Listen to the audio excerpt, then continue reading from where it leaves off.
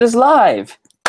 Hello, everyone. Hope you guys are doing well. It is, well, for me anyway, Monday, July 3rd, about 11:20 in the morning.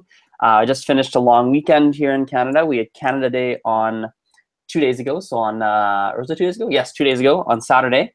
And today we've got Lindy. Am I pronouncing that right? Lindy? Yeah, perfect. Yeah. How's it going? Hi, good, thanks, and you? It's 7 p.m. here in South Africa. Great to meet everyone.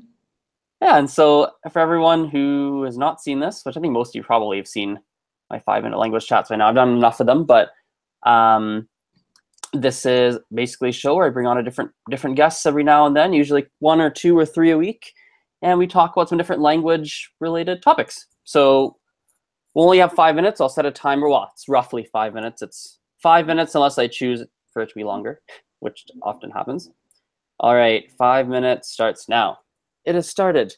So, Cool. Lindy, tell us a bit about you. Halima, how are you, by the way? Blackboard English. Hello, Halima. I'm looking forward to our live stream in the future, actually. Anyway, sorry, go ahead. Sure. So my name is Lindy, with an Afrikaans pronunciation, it would be Lindy, little down. And I was born in South Africa, and I grew up in Pakistan, Paris, Dubai, and Tokyo. And after we moved back from Dubai to South Africa, I started getting really interested in foreign languages. So that was maybe about 8 years ago. So I taught myself Korean, Japanese, Mandarin, and Vietnamese, and a few other Southeast Asian languages. So that's my main interest. Nice. Why did you focus on the Southeast Asian languages? So I think it basically started with Korean first, and then I realized, I think I was searching for Korean music and I realized they release Japanese singles a lot. So then I started getting interested in Japanese. And then I'm like, oh wait, all of this actually stems from Chinese. Why don't I learn Chinese? And then the real reason I learned a lot of my languages is music. I'm really into music from different countries. So once I searched for a Korean song and I accidentally downloaded a Vietnamese song, I'm like, what is this weird language? I have to learn this, and then that sort of just stemmed to Vietnam, Thailand, and Indonesia and stuff like that. So what kind of music do you find that you enjoy different types of music in different languages? Yes, I like K-pop and I don't like J-pop, but alternative Chinese music is pretty good. I think J-pop is too cutesy and too upbeat. And I really like rap too, because I find like it really emphasizes the language. You can hear the sounds really well. It's not sing-songy, it's like the words. So I like Vietnamese rap a lot. Isn't it fast though when it's rap for you, or do you understand? It is fast, which is why I open the lyrics and read along. Ah, right. You know, it's funny. I mean, I don't know if you found this or not, but so myself, I find two things. Number one, I find that certain languages you tend to find more music in certain genres than others. And personally, I find that my taste in music in different languages is quite different in every single one. Like I'll listen to very different things in English than I would in Mandarin, than I would in French, than I would in Spanish, than I would in really anything, Arabic. Like right. Talk to us a little bit more about your experience with that. Yeah, I agree with you. I think that's true. I would never listen to English rap. And I don't know if it is because I don't understand all of the lyrics in another language. And, English rap lyrics are not really interesting to me. But yeah, I would never listen to rap in English, but most definitely in Asian languages. Are the rap lyrics different in, call it English compared to some of the languages that you listen to rap in? It would depend on the artist, but I think generally rap kind of does have, its set themes, clubs, parties, girls. I'm not really interested in that in real life, but I like hearing the words of the language. Interesting. So let's change speeds a bit. Tell us a little bit more about you. So we know you speak a lot of languages. You like languages for music. I mean, what about you? Like, what do you do for work? Like, where, yeah, tell us more about you. What do you do for work? What do you like doing in your free time, etc.? So I'm a graphic designer. I freelance as an art editor for a magazine in Canada, actually. Oh, no way. Yeah, we're only on our second issue, though. It's quite new. And I also work as a UI UX designer at a company here in South Africa. So I make apps and websites and stuff. Cool. And I'm not very sporty, but I like badminton. Okay.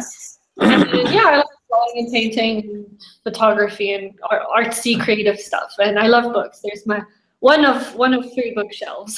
Have you always been into art and everything? Yes, yeah, since I was born, probably. I've been drawing my whole life. Really? That's so cool. How long have you worked in like as a designer? So I actually graduated this year. We graduate Congrats. quite late. So I finished last year and I started working this year in January, but I have been freelancing for a while. Nice. And did I hear that right? You said that you graduated quite late, or I mean, in South Africa, people tend to Oh, graduate later than yeah.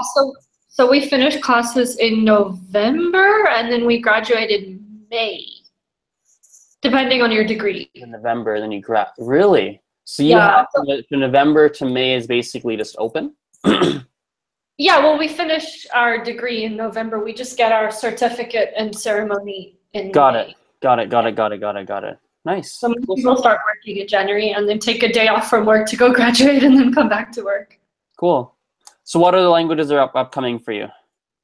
So I recently started learning Hindi. My mom and I are huge fans of Hindi music and Mm-hmm. Bollywood. And, Mm-hmm. um, uh, like, I don't mean to stereotype or anything. So we used to live in Pakistan, and yes, Pakistan and India are very different and they don't like each other. But I think maybe having grown up in Pakistan kind of had a bit of influence on my interest in Hindi. The languages do have a bit of similarity, and I would say the music style can be considered similar. So I feel like I have a soft spot in my heart for Hindi, even though I was exposed to Urdu first. Cool. Well, they're basically in the spoken language. They're so similar. Right, right. Written is quite different, though. Yes. Yes. Yes. Yes. Yes. Hindi Very. writing is probably the biggest challenge for me. Speaking, I find, is not too difficult, Hmm. but the writing system is so complicated. Whereas Urdu, I learned at a very young age, and then I learned Arabic script, and they're quite similar. So I have a grasp on that, but Right. is Why it did you different? learn the Arabic script? Sorry? Why did you learn the Arabic script? So I went to school in Dubai, and we had to take Oh, Arabic as a compulsory subject. nice. Why did you travel around so much growing up? Seems like a lot of So traveling. my dad's a diplomat, so he was sent to different countries while growing up. So we just moved as a family. Nice. Cool, cool. Well, I think we'll end it off there. We went a little bit over, but that's okay. Oh gosh, already. That is okay. So last thing, actually, before we wrap it up, are you going to the what is it? The Polyglot conference? Where is it being held this year? Montreal. Oh, okay, well, I don't think I can afford to go there. No, I would I love thought I'd to. ask. Unfortunately, I'm not going, no. No problem. Well, thanks for being on my channel. As per usual, everyone watching, Lindy's links are in the description below. And yeah, I guess I'll talk to you later. Cool, thanks for having me here. It was nice. Yeah, it was fun. See you guys. Bye.